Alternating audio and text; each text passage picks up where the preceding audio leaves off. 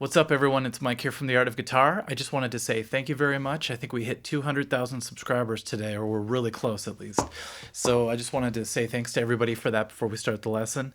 It's been a long journey, and I'm learning a lot. You know, we're upgrading a lot of stuff lately. We have new cameras, new lights, just a whole bunch of cool new things happening. So stay tuned, and also be sure to check out our website because we're adding a lot more to that as well.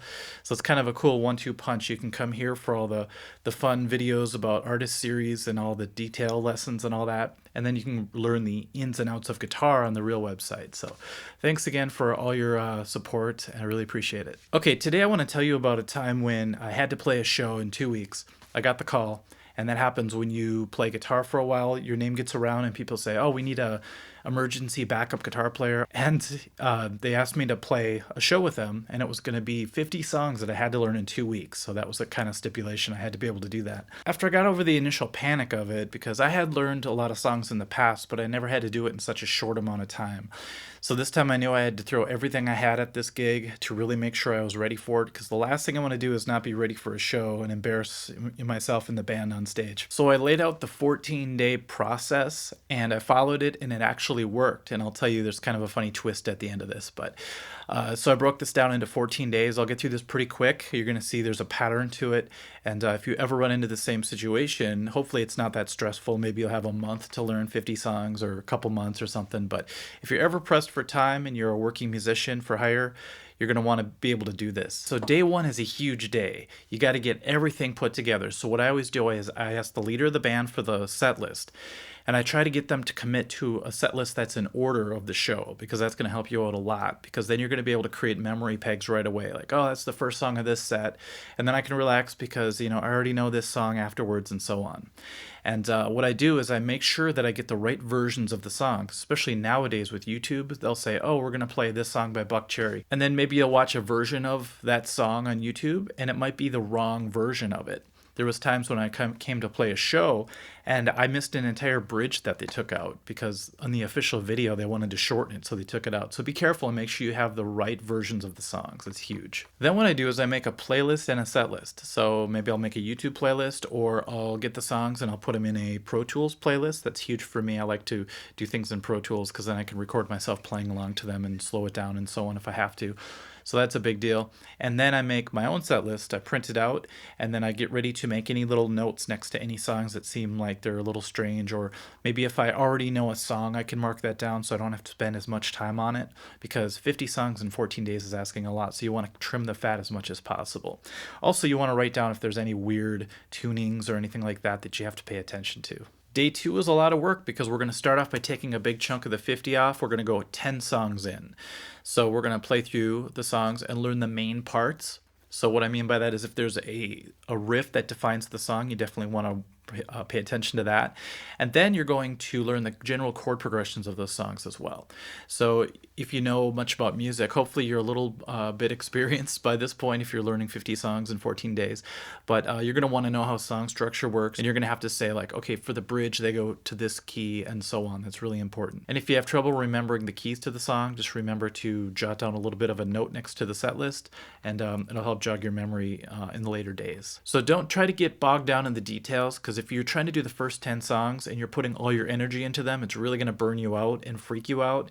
You're going to be like, I could barely do 10 songs and I have to do all these down the road. It's going to seem really scary. So instead, like I said, just work on the main riffs and the main chord progressions, and you should have a good idea of those first 10 songs. Don't even bother with the solos yet or the endings or anything that's too specific. Day three, what you got to start to do now is when you first wake up, you want to play through all 10 of the songs, even if you don't know them the best, okay? Go ahead and play the recordings and play along to them. Something about practicing right when you wake up really digs things into the memory. Then what you're going to do today is you're going to sort of ease back a little bit and try not to freak your brain out. So we're going to do 5 songs this time. So you're going to have 15 altogether. And then what you do is you play all 15 of them before you go to bed. So you're going to start this cycle of every time you wake up, you're going to play the previous day's songs. When you go to bed, you're going to play the songs from the day before, but also the new songs. Day 4, now we have 15 songs. So what we're going to do now is give yourself a big boost. It's going to seem like a big thing, but we're going to add 10 more. So we're going to be up to 25 songs. By now you have a good idea of half the set list and what you're going to be contending with. So what you want to do is write down the songs that you have the most trouble with. So make like a side set called the hard song list or something, and you might have 5, 6, 7 of the really hard songs put on that list. And those are the ones that you're going to want to spend a couple of extra minutes on, just really pay attention to. And when you go to play them before you go to bed, you're going to want to really take a look at those, okay? Really drive those into the memory bank. Day 5 is going to seem pretty fun. You're going to wake up, play all the songs. The hardest songs that you have on that side list are going to start to get a little bit easier each time you go at it. It's like chipping away each time. And today we're going to take it a little bit easy because you worked so hard the day before, so we're going to only add 5 more songs. So now we're going to be up to 30 songs. And remember, when I say we have 30 songs, it doesn't mean we're in the clear yet, because we just know the main riffs and the general chord progressions and maybe some details of those. Every time you go through the songs again, every morning you wake up, those early songs are really going to be deep into your memory. The other ones are still going to be a little bit floaty, so be careful. You're not going to feel like you have a solid grasp of things quite yet. But at least we're up to this many songs now. It feels good. Day 6 I like to call Hell Day, because we're going to add 10 more songs. But when you wake up, you're already playing through 30 songs. So your brain's going to be spinning, and then you're going to think, I have to add 10 more. This is insane. But this is the day to do it. You want to start doing these a little bit early, okay? We're running out of time, so you want to make sure we're starting to pile it on a little bit, but you still have a lot of knowledge of the prior songs. So the cool part is, before you go to bed, you're going to play through 40 songs, and you're going to have the 10 new ones, and they're going to seem very, very weak, unless you already know a few of them. But, who knows? That might happen to a lot of players where you already have previous knowledge of chord progressions for certain songs. Like when I saw that we were playing Sweet Child of Mine, I'm like, okay, I already know the general idea of that. I just have to get the main solo down later. So I was able to skip ahead a little bit on that one. So there's going to be a little group, just like you have the hard group, you're going to have the easy group as well. And that's really going to pad you on your journey to make things seem a little bit more doable. So day 7, you've gotten past Hell Day. So what we're going to do now is we're going to take a step back just a little bit. We're going to relax on learning new songs. And we're going to go back to the first 10 songs, and we're going to start to learn the solos for each one. I was really afraid of this part of the journey because I thought, man, solos can be so tough to remember, and there's so many details that you have to go over. So what I did was I made it really general. I just played the overall idea of the solo. I didn't try to get into every little specific detail quite yet. But it was nice to finally work on some of the details of the solos instead of piling on brand new songs with the big list of 40 that I already had. So going back to the early 10 songs, you already have a good idea of what they are rhythm-wise, and now we're going to start to add the solos to them. So now you'll have 40 songs rhythm-wise, pretty close, and then you're going to have 10 songs with the solos in it before the next day. So that's going to be a crazy night right before you go to bed, playing all of that and remembering all that information. But as you sleep, your brain will process it. It's a cool thing. Day 8 is fun. We're going to add 5 more new songs for rhythm, so we're up to 45 songs. We're almost to that 50 mark. And we're also going to add 10 more solos to it. So you're going to have 20 songs with the solos. Now that might sound like a lot, but like I mentioned earlier, there might be songs that don't have any solo to them. I remember there were a couple examples where right before the bridge there was a couple licks, and they called that the solo. So it was like a 2-measure thing. It was really simple. So you might fly through when I say the first 20, 5 of them might not even have solos. So it's kind of cool that you can use that as sort of a way to skip ahead a little bit. So in reality, you may only have 45 songs rhythm-wise, and then maybe 15 songs that you need to know the solos for. So it's not as crazy as you think, unless you're in a Dream Theater tribute band or something. Then I don't know if this is all possible or not. Day 9, we're going to add the last 5 rhythm songs, and I have a little tip for you. What I like to do is I like to watch TV or Netflix or something and learn these rhythms, and a strange thing happens whenever I learn a certain song, maybe I'm watching Buffy or something else, who knows, Twilight Zone, and I'll remember the song and I'll attach it to what I see visually. It's really strange. So I have a couple songs that every time I play it, I think of a Twilight Zone episode I was watching. And for some reason, it helps me remember the song. So I don't know if that can work for you guys, but give it a shot. And we're going to add 10 more solos, okay? And once again, I know that sounds like a lot, but some of these songs might not have tough solos in them or solos at all. So now we're up to all 50 rhythm songs. We have 30 songs solo-wise. And when you go to bed that night, yes, it's going to seem like a lot, but go ahead and just do what you can. Wake up the next day and see what sticks with you. And then we're going to keep going. We're up to day 10. We have double digits now, so things are getting crazy. So now you should have all 50 songs, and we should have 30 solos, if there are that many solos. So all you have to do today is add 10 more solos to that, and we're going to be up to 50 rhythm, 40 lead.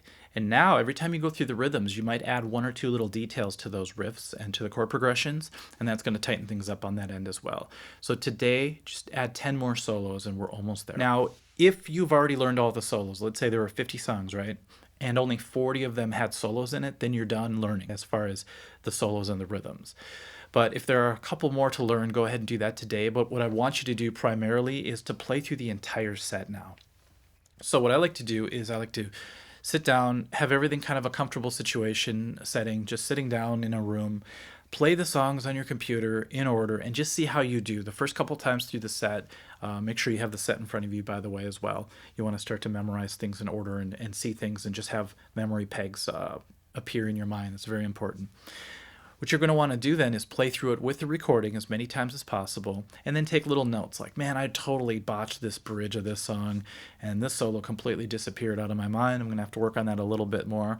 So this is going to be sort of a tough day because there's going to be a lot of playing through the set, a lot of brain confusion. Your brain might shut down. Make sure you take little breaks here and there just to give your brain a rest because this is very taxing on the mind. Day 12 is sort of a mind twister. What we're going to do is we're going to take the entire set and flip it upside down. My friend Mike actually taught me this. He said, well, when you learn a set, you usually learn the first songs the best because you've played them so many times. And then as you get towards the end, it gets really weak. I think we all know that feeling. So what I do is now I flip the set upside down. And this has helped so many people that I told this to. So thank you, Mike, for helping me out with that one.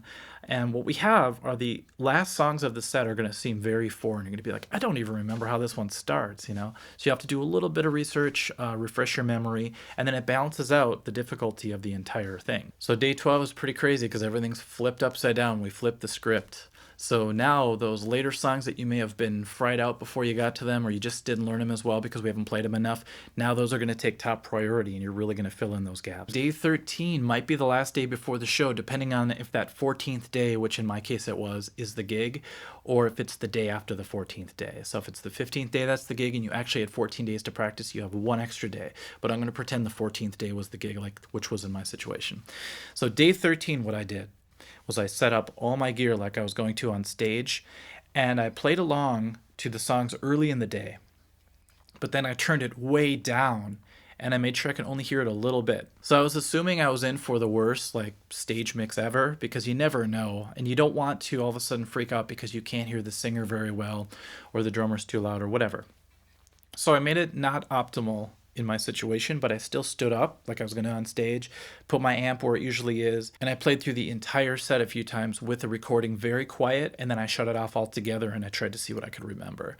So you'd be surprised how much you rely on the recording and what you're used to hearing, because live suddenly things aren't going to be there the way they are for the recording, and that always freaks people out. So before I went to bed, I made sure I did one last time through the entire set list. Playing 50 songs is a lot, and sometimes you can only do it a couple times throughout the day because it really takes a lot of energy to play through all 50 songs, because you're not only playing them, you're trying to remember parts, what's coming up, and it really asks a lot of your mind.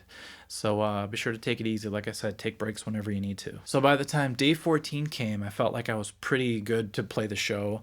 I had a great grasp on a lot of songs, and on the songs that I was weak at, I wrote a couple notes on the set list.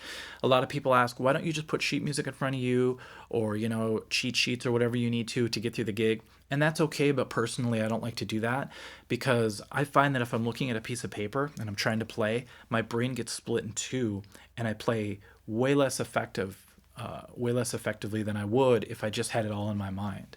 So if I am panicked about one little part, I will write down a little note like, oh, open D or something for this song, especially the tunes where I start out the song, because that could be really stressful. And if I have maybe a couple little notes before I start, that can be very helpful. Even some tab or something if I forget how a riff goes. Another thing is when you're nervous, it's easy to start off the song really fast. I learned that over time. So what I did was I bought a metronome app, and I'll just set the time on certain songs that I have to start out. And I'll make sure it's the kind of metronome that just flashes. It doesn't click or make a beep. You don't want that happening on stage. And then I'll watch the flash a few times, and I'll know what tempo I'm supposed to start it at. I won't watch it the whole time, obviously, but I'll just start off like that, just so I get the band started off at the right tempo, and then they can take it from there. And I said there was a little bit of a twist at the end of this story. Well, the day before the show, I was all ready to play. I was excited.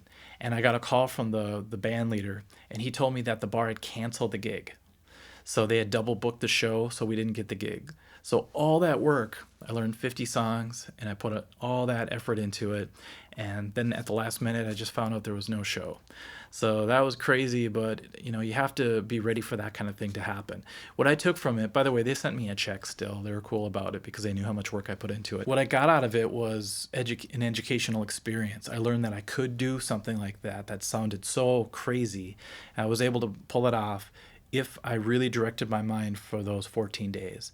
So I was excited that I was able to get to the point where I was ready for the show, but I was a little disappointed that I wasn't able to actually play it live because that would have been a lot of fun. Some of those tunes were sweet. Cool, so I hope that helps some of you guys out there. If you are a guitarist for hire and you have very little time to get ready for a show, hopefully you could follow that list of what I did to get ready, and hopefully it works for you as well. All right, guys, once again, thanks for all the subscribers out there. Hitting 200,000 is amazing, and I still can't believe it. So thanks again, and we'll catch you guys soon. Bye.